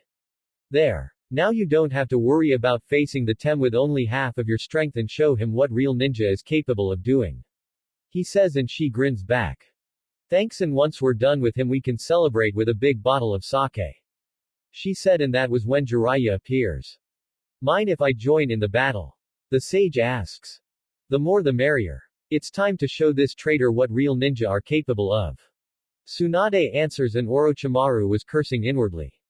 Oh Orochimaru-sama. Said man heard the weakened and strained voice and turned his head to see a bloody Kabuto crawl out of the crater. Naruto on the other hand was surprised that the traitor survived his new technique. Well, would you look at that? The bastard survived. Oh well, I'll just have to be sure he's dead for real this time. Naruto says. Orochimaru leaps away and lands near a weakened Kabuto. How long will it take for you to heal? He asked his second in command. Another couple of hours to say the least. I'm sorry, but that attack did a lot of internal damage to my body. Kabuto said as he coughed up a little blood and the snake frowned. I see. Now I have no other choice. He said and rolled up his sleeve, revealing the snake tattoo. The three-leaf ninja saw this and their eyes widen. Great, he's gonna summon Manda. You ready, Tsunade? Jiraiya asks and she nods. I was born ready. After today there will be one less Sannin in the ninja world. She said, and that was when Naruto spoke up. Mind if I join? There's a friend of mine who has an overdue reunion with that legless worm. Naruto asked and Jiraiya grins. You sure you got the energy to do a summon, Naruto? He asked and Naruto chuckles. More than enough. This is a once-in-a-lifetime fight and I want to be in and remember for the rest of my life. The blonde replied and Jiraiya chuckles and nods. Very well. He says and bites his thumb as does Tsunade. Shizune, get as far away as you can. She ordered and the brunette nods and leaps away. Naruto rolls up his sleeve and reveals the Hydra tattoo, getting a raised eyebrow from Tsunade, who shrugs and wipes her blood on her palm as does Jiraiya while Naruto wipes his on the tattoo. The four go through a small series of hand seals and stop at the ram seal and slam their hands on the ground. Kuchio's no jutsu, summoning technique. The four called and an explosion of smoke engulfs the area. When it clears, Gamabunta, Katsuya, Manda, and Yamada, in her dragon form, appear in the area with their summoners standing on their heads. As soon as Yamada no Orochi was seen, Tsunade and Shizune's eyes bugged out of their heads while Orochimaru and Kabuto had looks of surprise and disbelief on their faces. Holy, Shizune sputters out as she shakily points at the eight-tailed and eight-headed Hydra. No way. Gaki, you're the summoner of... Tsunade also sputters while Naruto had a huge grin on his face. Jiraiya was wishing he had a camera for this. This can't be, that's the Yamada no Orochi. How in the world did a brat like you gain the summons of the legendary Akuhi clan? Orochimaru practically screamed since he's been searching all his life for the contract and was pissed beyond belief that some kid had it in his possession. That's for me to know and you to never find out. Besides, Shiro-chan wouldn't even let a vile creature like you be the summoner of her kin and would more than likely kill you, and judging by the look in her eyes she's ready to tear you and the overgrown worm you're riding on apart. Naruto said. You, Manda hissed out while 7 of Shiroi's heads hiss and snarl at the traitor. Hello, traitor. You've got some nerve making your own contract to give to that leech on your head, especially after I banished you and your kin from my tribe. She said, releasing murderous intent on the snake who sneered at his former leader. As if I care. I'm free from your control and your rule, wench, and now I'll finally have the pleasure of killing you and ending your reign as the ruler of the reptiles. Manda stated, and Shiroi's main head shot red fire out of her nostrils. You pompous fool. Have you forgotten who you're talking to? You're nowhere even close to being my equal, hatchling. She said and slammed one of her tails on the ground, creating a small earthquake. I'm gonna rip you apart and give your carcass to the crocodiles. We'll see about that. Orochimaru, no sacrifices are required for this. She's more than enough. He said as he reared his head back while Gamabunta slowly drew his tanto. You were always the arrogant one, Manda. Yamada-sama, allow me to assist you in dealing with this hubby. The chief toad asked. I too would like to help you, Empress of the Hydras. Katsuya request and Shiroi nods. But of course. The more the merrier. She says. Katsuya decided to start the battle off first. Zeshi Nensen. Acid slime, acid spewed from her mouth and Manda slithered around to avoid it. He was able to constrict himself around Katsuyu and opened his mouth to bite the slug and inject his deadly venom, but Gamabunta joined the fray and thrusts his blade forward at Manda's head only for the snake to avoid it and clamp down on the toad's blade. One of Shiroi's heads opens its mouth and red fire slowly appears and grows. Kaden. Ikuhai, fire release. Blazing fire. A stream of red-hot fire shoots out of her mouth and descends towards Manda. Said snake sees the attack from the corner of his eye and curses as he releases his hold on Bunta's Tonto and Katsuya. He lets out a hiss as he heads straight for Shiroi, who stops unleashing the fire attack. Naruto on the other hand starts to work on a series of hand seals. Shiroi-chan, lift your head up so that I can get a better view of the ground. The blonde says. Hi. The Hydra Queen replies and does so. Great, now to slow that Tem down. Yoden. Dai Yogan Numa. Naruto stops making hand seals and his cheeks bulge out. He suddenly releases a large stream of magma that lands on the field and slowly spreads across the ground. Manda sees the lake of lava and suddenly skids to a stop before he could come close to touching the molten rock. Damn that blonde urchin. Manda growled out. Now's our chance, Bunta, guv me some oil. Jiraiya says as he does a series of hand seals. Got it. The chief toad says. His stomach bulges and afterwards, so does his cheeks, and then he shoots out a jet of oil. Kaden. Gamayu Endant, fire release. Toad oil flame bullet. Jiraiya releases a flame blast. When it makes contact with the oil, it turned into a high-powered flamethrower that descends towards Manda. Before the snake could react, his body was engulfed by a torrent of flames. After a while the technique starts to recede and the three were wondering if the technique worked. Did he get him? Tsunade asked as the smoke started to clear. Why, and it did. They saw the scorching form of Manda, but to their surprise the body slowly crumbled. Damn it. He shed his skin. Naruto said as he looked around, as did Shiroi. Indeed. Out of all the snakes Manda was the slickest. Keep your eyes and ears focused, Naruto-kun. The Hydra Queen advised while the blonde nodded. The ground started to shake and Naruto's eyes widened. Crap. He's underneath us. He said. Shiroi's eye did the same and a purple blur bursts from the ground and heads right for her. Shiroi uses her clawed hand to grab the blur, but to her surprise it was just the tail. The burst once again and Naruto turned his head to see Manda appear behind Shiroi with his mouth opened wide. Gotcha. He cried as he ascends at the two. The white hydra on the other hand smirks, and before Manda knew it, two of her tails wrapped around his mouth and closed it shut. Please. As if a move like that would work on me. She stated and flung him over her and slammed him into the magma lake, and he let out a high-pitched hiss. Before he had the chance to free himself, the blade of a giant Tonto slams into the top of his mouth and pins him to the ground. Keep it shut. Tsunade yelled since she was the one who used Bunta's Tonto to pin him to the ground. Nice move, Haim. Jiraiya calls out and the slug summoner gives him a thumbs up.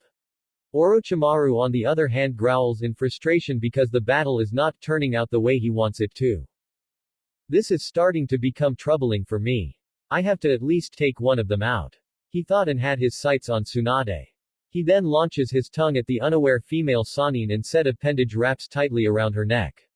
A strangled gasp escapes from her mouth and she struggles to free herself. Let's see you get out of this one, Tsunade Haim. Orochimaru says as he increases the pressure. A spinning demon windmill shuriken makes its way towards the appendage and instantly severs it, freeing Tsunade, who pulls the limping appendage off of her and rubs her neck.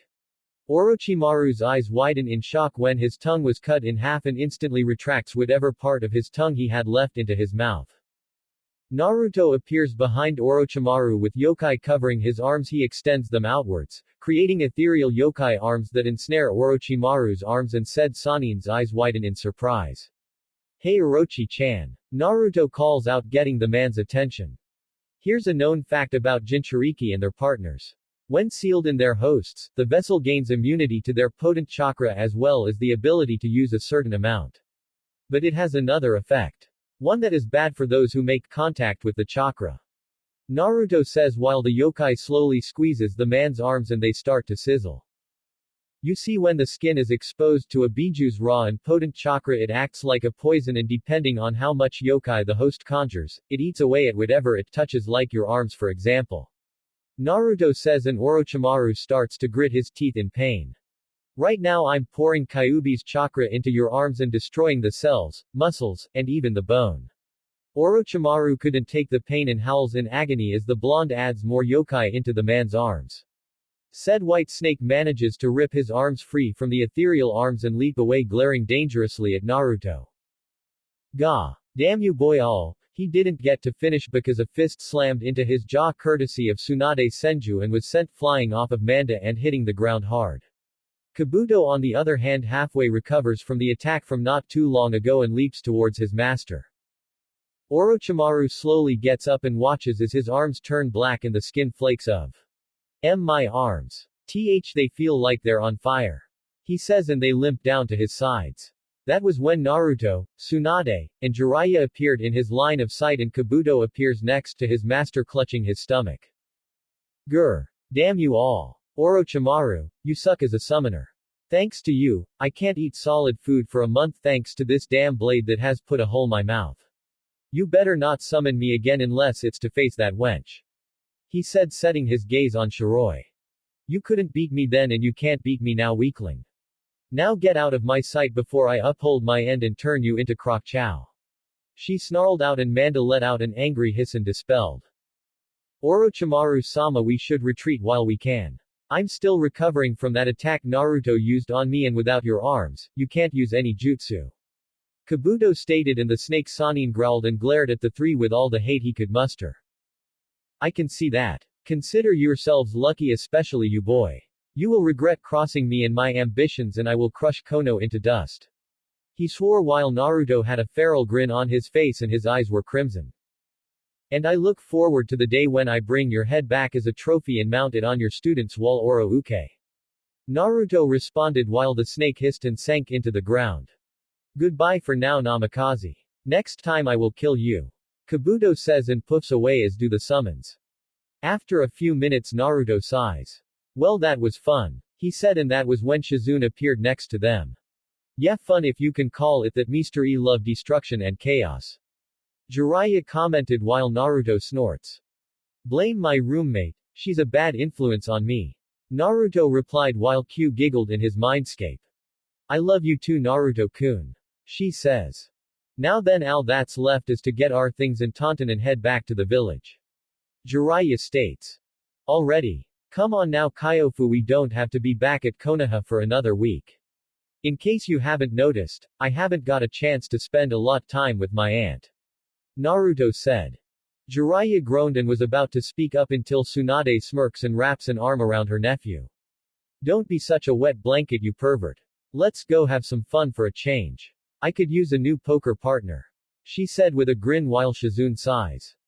Fine, but only for 3 days. I don't need another verbal lashing from the old monkey. Jiraiya commented. Got it. Oh, and Oba-chan, you owe me 14 years worth of birthday and Christmas presents. He said, and she fell over while he walked away with his hands in his pockets grinning. Jiraiya on the other hand laughs his ass off while Tsunade gets up and mumbles about greedy-ass nephews, and the two take off. Hiruzen was currently sitting in his office giving a nervous Kakashi Hatake a glare that would make even someone like Orochimaru nervous as hell.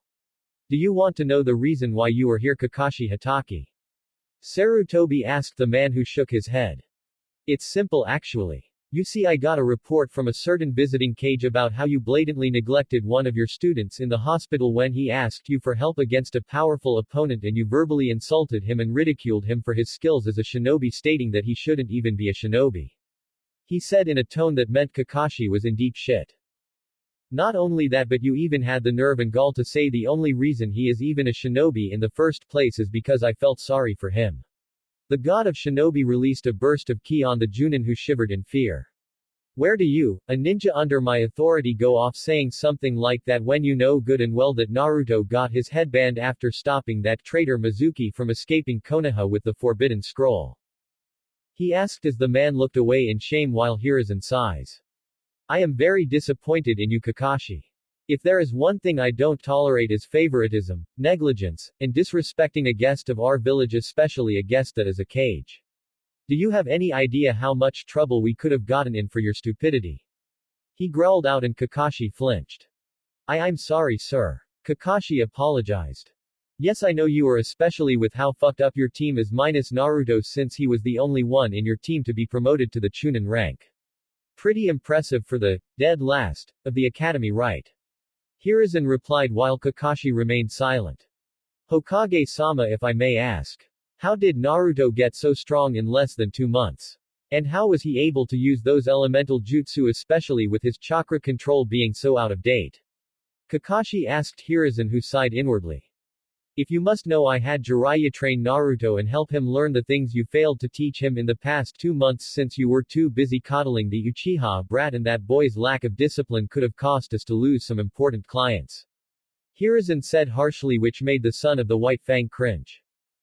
But thanks to Naruto and his performance when he faced and beat not only the Hyuga prodigy of the branch house but also beat the Kage's son, who might I add was the vessel for the Ikibi no Tanuki, Shukaku, the clients we got have doubled and most of them have requested to have Naruto join in the high-paying missions they are offering to Konoha. He finished. I see. So what is happening to Team 7? Kakashi asked.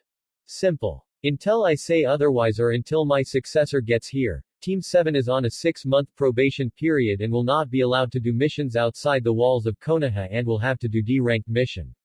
As for you, Kakashi, I'm afraid I have no other choice but to cut your rank down to Tokubetsu Jonin. He said, which made the man's eyes widened and was about to speak up only to have Hiruzen raise a hand. Don't say anything. You will have a chance to regain your status once the probation is done, but until then you'll be doing 2 shifts of guard duty each day and you are not allowed to read your book during this time. He said, and was inwardly smirking as he saw the horrified look on Kakashi's face. And that's not all. You will also be assisting your students in these D ranks and train them properly, meaning you will train Sakura and Sasuke equally, or else you will be having a one-on-one session with Ibiki and Enko for insubordination. He finished. Yes, sir. Is there anything else? Kakashi asked in a low tone. No, and Kakashi, Minato and your father Sakumo would be very disappointed in you. I suggest you start waking up to reality and acting like a real ninja is supposed to, and pray that Tsunade is in a forgiving mood due to the fact that you neglected her nephew's training and progress as a ninja. He said as Kakashi left the room, but then his eyes widened and paled when he heard this as the door closed behind him. Tanzaku Casino. Tsunade had walked out of the casino with a grin so wide that it looked like it would split her head in two, and the reason why is because her nephew had practically cleaned the casino out and she was hugging a huge bag of money to her body and giggling like crazy. Shizune was right beside with bug eyes and her jaw hanging from the ground, as was Taunton.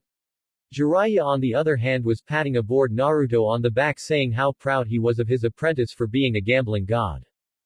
For those that had lost to Naruto were on their knees crying while looking at their empty wallets. Some of the richer folks nearly had heart attacks when Naruto cleaned them out in 5 games of blackjack in 21. I still can't believe that Naruto-kun won all that money. Shizune said with a stumped expression on her face. I never knew you played poker. She said while the blonde shrugged.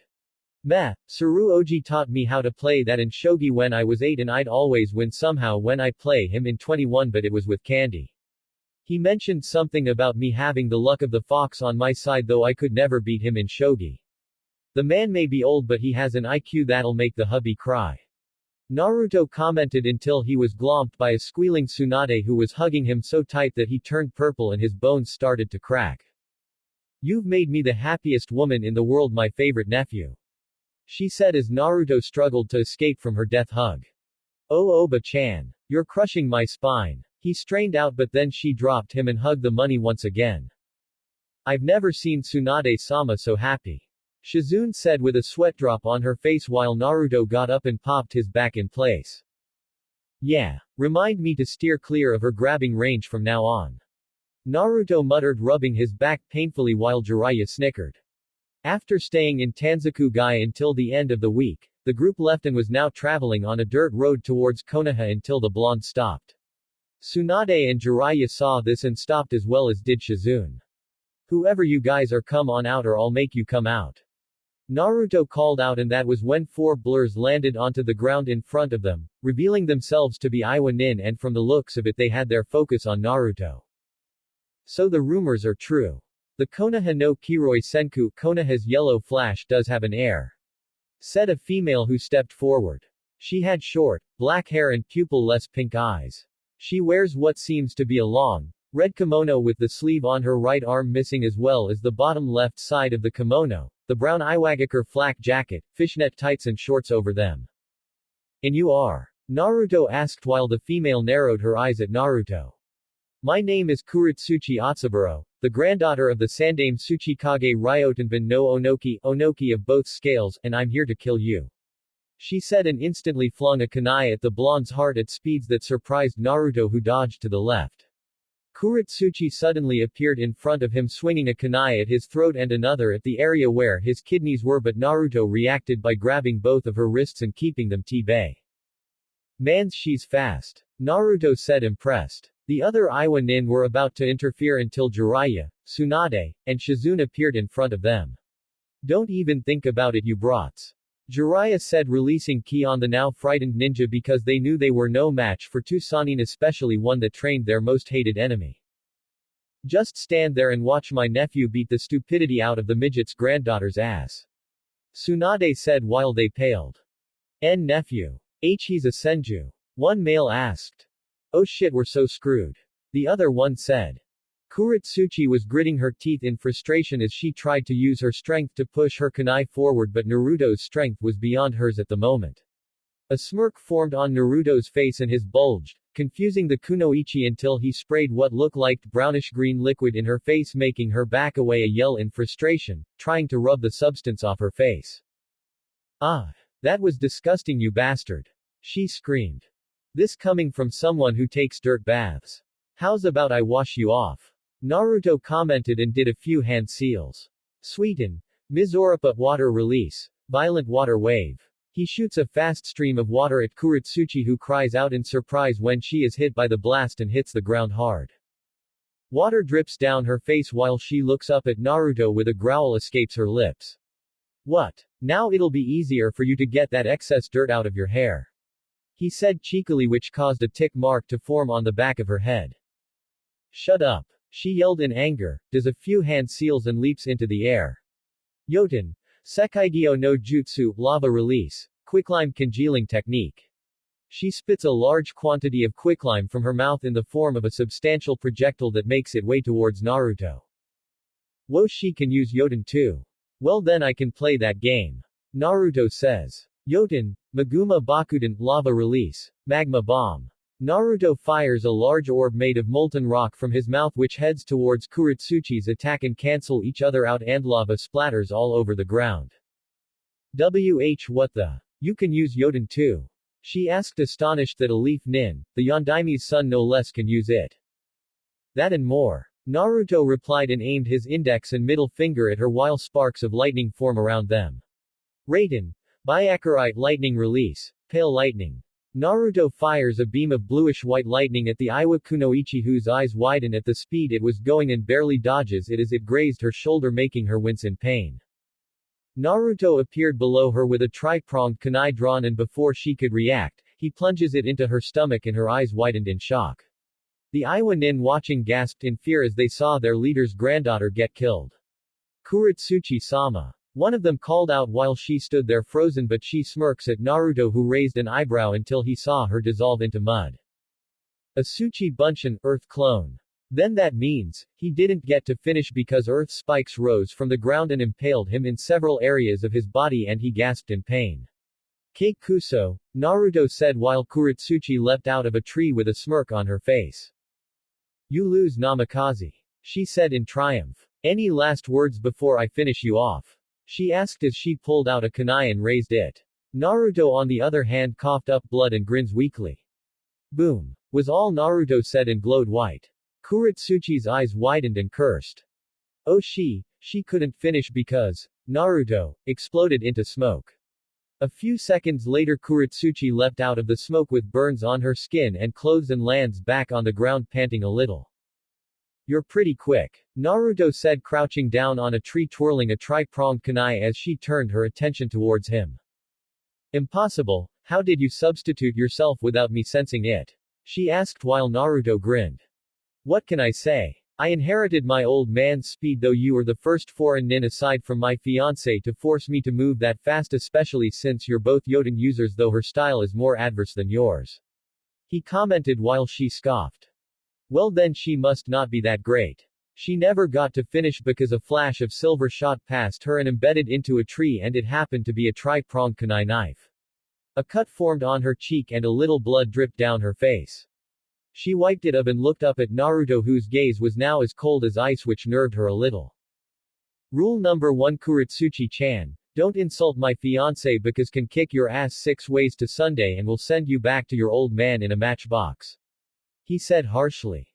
2. Grow up. What happened back then was war, and your people are just as responsible for killing Leaf Nin than my father was killing your leaders ninja, and killing me will be bad for your village, and do you know why? He asked while she remained silent. Because not only am I the last Namikaze, but I'm also the last Senju, meaning that I am related to not just the Yondaime but the Shodai and Nadaime, and also the future Godaime Hokage's nephew, so technically I'm related to 4 Hokages. He answered, making her eyes widened in dread. So now do you understand? Killing me will get your village wiped off the face of the earth by my village and her allies, so I'll do us both a favor and end this.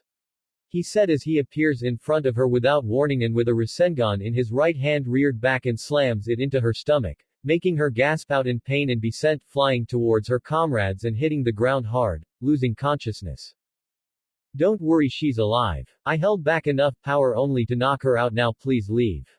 I don't have the time nor patience to deal with what little grudge you have over my dad, so do what I told her and grow up. He said.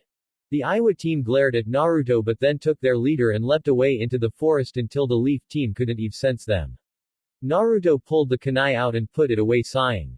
Well then, shall we? I'm pretty sure you're ready to bust some heads when we get back, Oba-chan.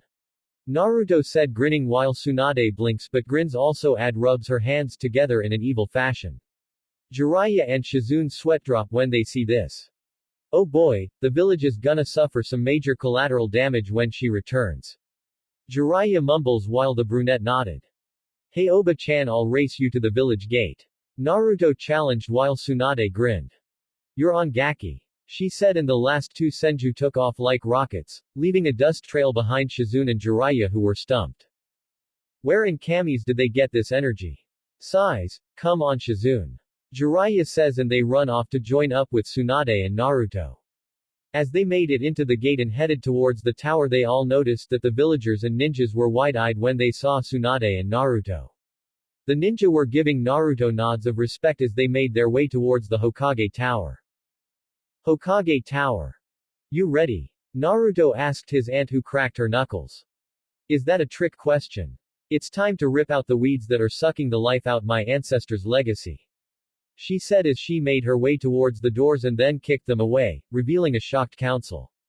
Sarutobi on the other hand was smiling warmly while Danzo was fuming that the Iwa nin he had one of his root Anbu inform about Naruto's heritage failed to kill him, and now that Tsunade was back in the village he had to be extra careful, especially since his 2 main backers have been removed from their position thanks to Hiruzen Sarutobi.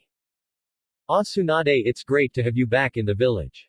Hiruzen said with Tsunade smiling back. Likewise sensei, and I'm pretty sure you'd love to retire again and hand the mantle to me, correct? She asked, getting a chuckle from the man.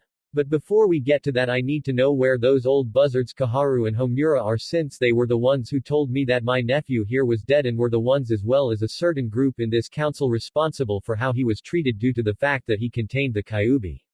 She asked in a sweet yet dangerous tone that made the civilian members cower in fear. They're currently under house arrest until I say otherwise, Tsunade, since they along with a certain war hawk were responsible for lying about the demise of the current Mizukage's future husband after the civil war was over in Kiri and falsified documents that I didn't approve of. He said, and Tsunade raised an eyebrow at this. Current Mizukage. Future husband. Is there something I should know? She asked, which caused Naruto and Jiraiya to start sweating bullets. Hiruzen saw this and an evil grin formed on his face. Oh. You don't know. I thought Naruto or Jiraiya would have told you once they found you. he asked while the two waved their hands and shook their hands frantically in the background screaming silent no's. Tsunade on the other hand blinked in confusion a couple of times. Tell me what? She asked while the two shook their fists violently at the old monkey whose grin grew. That your nephew is engaged to the Godime Mizukage Terumi. He answered making her eyes bug out while the master and apprentice slapped their foreheads.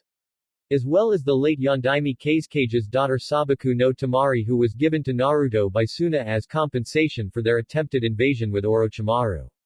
He answered. Say what? She yelled while the two made their way to an opened window. Naruto. Jiraiya. You two have some explaining to do. She said as she turned her head and saw them make an attempt to leap out the window. And where do you two think you're going? She yelled which made them freeze in place. Run Kyofu. Naruto cried as he leapt out the window with Jiraiya behind him. Tsunade ran towards the window with tick marks on her head. Oi! You two come back here right now and explain yourselves. She yelled waving her fists at their retreating forms and then looked back at Hiruzen who sighs. Go ahead Tsunade but keep the damage to a minimum. Sarutobi said while a predatory grin formed on her face. No promises. She said cheekily and leapt after them. A few minutes later, two girly screams were heard begging for mercy while an enraged Tsunade was beating them senseless causing large sweat drops to appear behind the clan heads. At least things won't get boring with those three around. Tsume said to Hiyashi who just nodded. Indeed. He said and a large crash was heard which made the ground under them shake. Hiruzen slammed his head on the desk and groaned. Why do I bother? He muttered out. Announcement.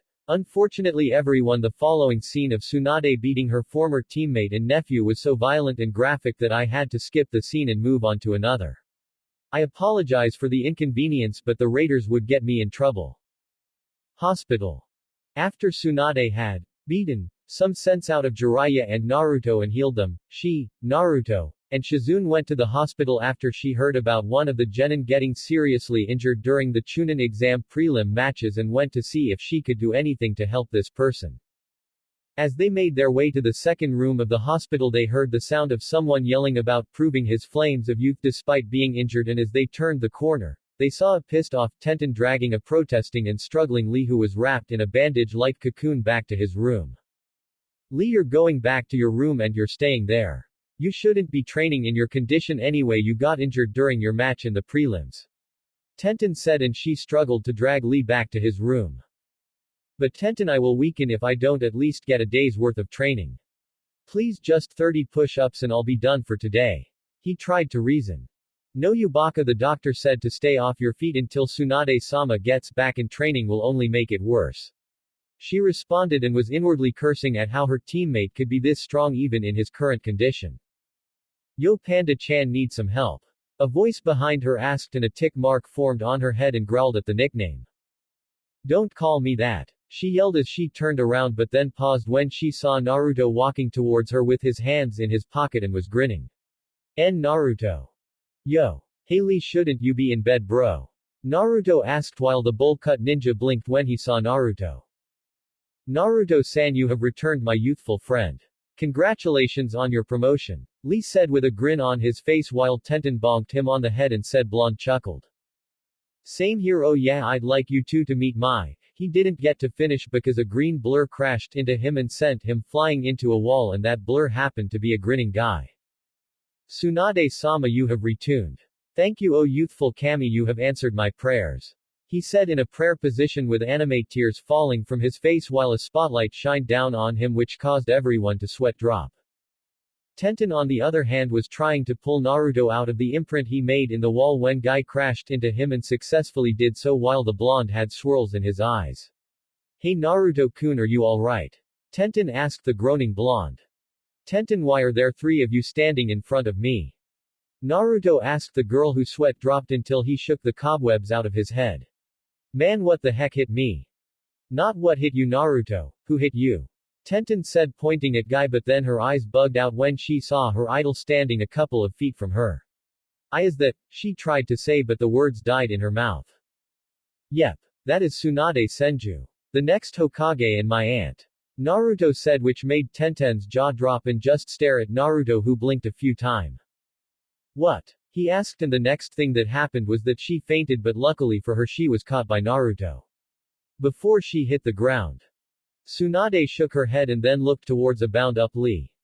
So you're the one who got injured during your fight with Sabaku no Gara, correct? Tsunade asked Lee, who blinked and nodded. Well then, let's head to your room and see what the damage is, but first let's get these off. She ripped off the bandages he was bound in without even trying, shocking the taijutsu specialist. Now come on, young man, she said, motioning him to follow her, which he did while Guy was thanking Kami for bringing the goddess of medicine back to the village. Naruto, on the other hand, sweat dropped while holding an unconscious Tenten in his arms. He sighs and sets her down on the ground, pulling out some smelling salts from one of his pockets, popping the bottle open and waving it in front of her nose. A few seconds later, her head shot up and she looked around. Who? What? Where? She said, and saw Naruto. Oh hey Naruto-kun, I had the weirdest dream that Tsunade-sama was here and you were her nephew. She said, and the blonde rubbed the back of his head sheepishly. Well, I hate tell you this, but it's true, he answered, which made her eyes widen. But don't faint again. Tenten rubbed the back of her head and blushed in embarrassment. Hey, sorry about that. Oh, I wanted to talk to you about those 2 swords you had on your person after the Chunin exams, but you already left with Jiraiya-sama to find Tsunade-sama. Where did you get them, by the way? She asked. Naruto was about to speak up, but that was when an Anbu appeared in the hospital. Namikaze-sama, the Sandaime wanted me to inform you that your fiancé Sabaku no Temari has arrived while you and Jiraiya-sama were away to look for Tsunade-sama, and right now she's at the Nara clan's compound. He stated, and Tenten's eyes bugged out when he said Temari was his fiancé. Gotcha, well I'll see ya later Tenten, and I'll head to your dad's weapon shop and bring my swords with me, he said, and shunshuns away. Nara compound. Temari and Shikamaru were engaged in a terrifying game of shogi.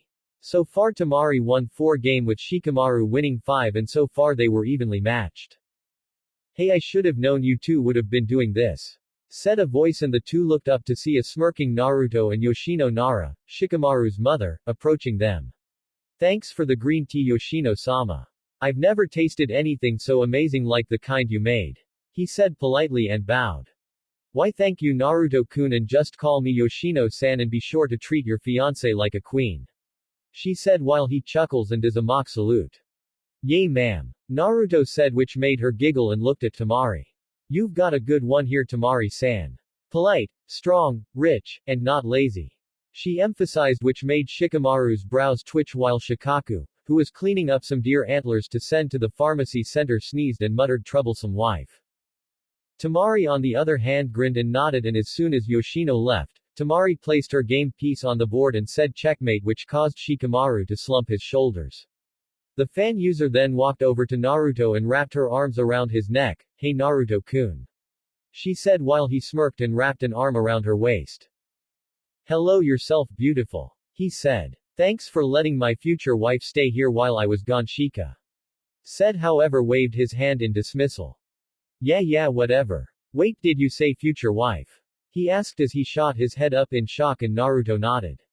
You're engaged to her. Temari on the other hand narrowed her eyes dangerously at the shadow user. Yes, I am his fiancé. Is that a problem, you lazy rat? She asked in a tone that promised pain, and was slowly reaching for her fan and use it to cave his skull in. Naruto's eyes widened when he saw what she was about to do, and Shikamaru was about to open his mouth only for Naruto to speak up.